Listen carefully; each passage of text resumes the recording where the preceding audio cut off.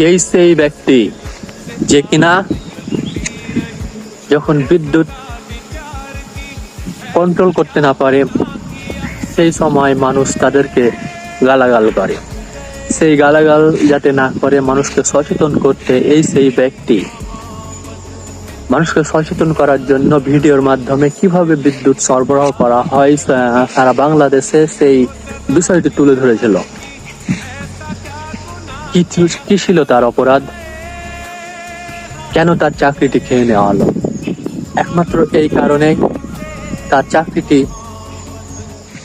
ওপর থেকে তার চাকরিটি নষ্ট করে দিল, তার চাকরিটি খেয়ে নিল।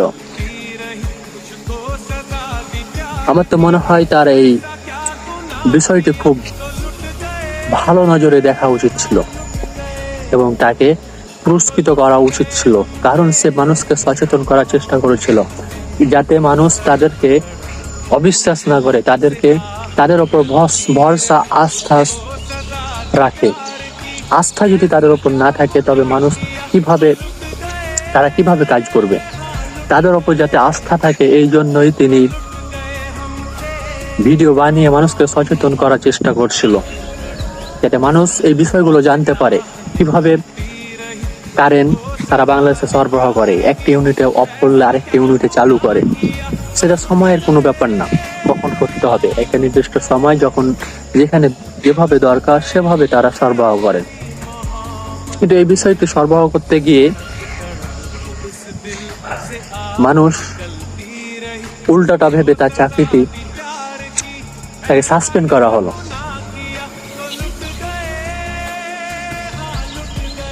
আচ্ছা দেখেন, কেউ যদি বাংলাদেশের কোন সরকারি বিষয় নিয়ে যখন মুখ খুলে, তখন তার মুখ বন্ধ করে দেওয়া হয়। কিন্তু এই বিষয়গুলো তো জানা সাধারণ মানুষের অধিকার। সাধারণ মানুষকে কারচুপি করে এগুলো রাখছে।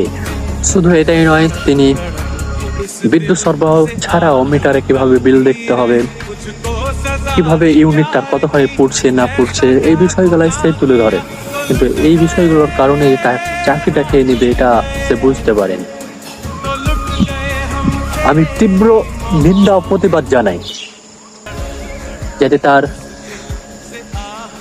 আমি আশা করি যে এই বিষয়টি আরো ভালোভাবে পর্যবেক্ষণ করে যাতে তার চাকরিটি ফেরত দেওয়া হয়, আর এই বিষয়গুলো যাতে আরো খোলামেলা করা হয়, এর জন্য আমি দৃষ্টি আকর্ষণ